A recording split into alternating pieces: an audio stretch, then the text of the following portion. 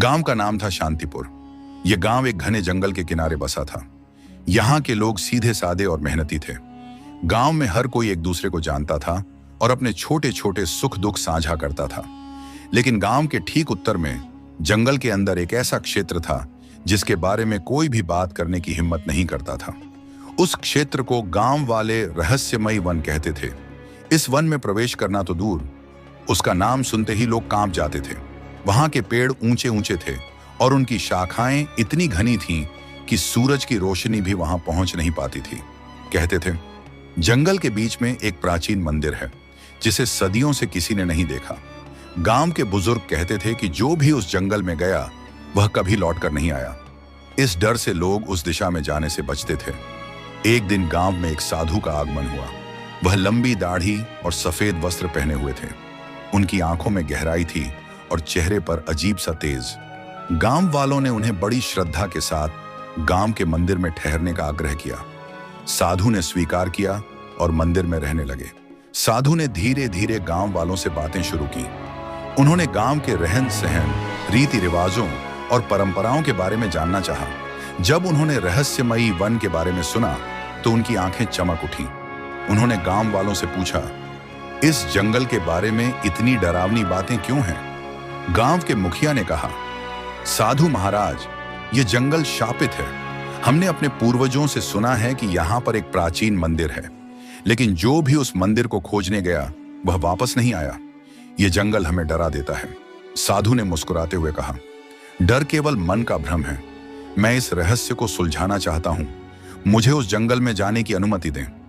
गांव वाले साधु को रोकने की कोशिश करते रहे, लेकिन साधु ने उनकी एक न सुनी।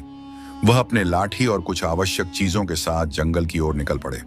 साधु के जंगल में प्रवेश करने के बाद गांव वाले उनकी कुशलता के लिए प्रार्थना करने लगे। जंगल के अंदर साधु को अजीब आवाजें सुनाई देने लगी। कभी उन्हें हवा में फुसफुसाहट महसूस होती तो कभी किसी के चलने की आहट। लेकिन साधु अडिग थे। वह मन ही मन भगवान का नाम जपते हुए आगे बढ़ते गए। कुछ घंटे चलने के बाद साधु को एक पुराना पत्थर का रास्ता दिखाई दिया। यह रास्ता काई से ढका हुआ था और उस पर अजीब अजीब निशान बने हुए थे। साधु समझ गए कि यह रास्ता उसी प्राचीन मंदिर की ओर जाता होगा। उन्होंने रास्ते का अनुसरण करना शुरू किया। कुछ देर बाद साधु एक विशालकाय मंदिर के सामने खड़े थे। मंदिर पूरी तरह से लताओं और जंगल के पेड़ों से ढका हुआ था। मंदिर की दीवारों पर जटिल नक्काशी थी जिसमें देवी देवताओं के चित्र और अजीब प्रतीक बने हुए थे। मंदिर का मुख्य द्वार बंद था और उस पर एक बड़ी सी चाबी का निशान बना हुआ था। साधु ने मंदिर के चारों ओर घूमकर निरीक्षण किया। उन्हें वहां एक पत्थर की शिला पर कुछ प्राचीन श्लोक खुदे हुए मिले। श्लोक का अर्थ था, जो सत्य और साहस के साथ प्रवेश करेगा वही दिव्य ज्ञान प्राप्त करेगा। साधु ने मंदिर के द्वार पर बैठकर ध्यान लगाना शुरू किया। उन्होंने महसूस किया कि यह मंदिर केवल भौतिक दृष्टि से नहीं बल्कि आध्यात्मिक दृष्टि से भी गहरा रहस्य छिपाए हुए है। कई घंटों के ध्यान के बाद साधु ने एक अद्भुत अनुभव किया। उन्होंने अपने मन में एक दिव्य प्रकाश देखा और जब उन्होंने आंखें खोली तो मंदिर का द्वार अपने आप खुल चुका था। साधु ने भीतर प्रवेश किया। मंदिर के अंदर का दृश्य चकित कर देने वाला था। दीवारों पर नक्षत्रों और ब्रह्मांड के रहस्यों की नक्काशी थी। बीचों बीच एक विशाल शिवलिंग स्थापित था जो प्रकाशमान था। शिवलिंग के चारों ओर छोटे छोटे दीप जल रहे थे, जैसे किसी ने अभी अभी उन्हें जलाया हो। साधु ने शिवलिंग के सामने बैठकर प्रार्थना की। तभी उन्हें एक गूंज सुनाई दी जो कह रही थी, तुम सत्य के मार्ग पर चलने वाले हो। यह मंदिर तुम्हारे लिए अपनी दिव्यता प्रकट करता है।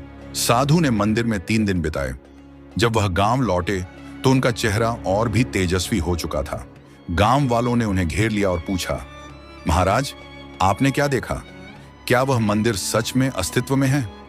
साधु ने मुस्कुराकर कहा, हाँ, वह मंदिर वहां है, लेकिन वह केवल उन लोगों के लिए प्रकट होगा जो भय और लोभ से ऊपर उठकर सत्य और साहस के मार्ग पर चलेंगे। वह मंदिर एक आध्यात्मिक स्थल है जहां जीवन के सबसे बड़े रहस्य छिपे हुए हैं, लेकिन याद रखो, यह केवल उन लोगों के लिए है जो इसके योग्य हैं। गांव वालों ने साधु की बातों को ध्यान से सुना। उन्होंने उस जंगल के प्रति अपना भय कम किया और यह समझा कि हर रहस्य डरावना नहीं होता। साधु ने उन्हें यह सिखाया कि सत्य के मार्ग पर चलने से हर बाधा का समाधान हो सकता है। और अंत में सब लोग हर हर महादेव का जयकारा लगाए। ऐसे ही रोचक कहानी सुनने और देखने के लिए चैनल को सब्सक्राइब करें। धन्यवाद।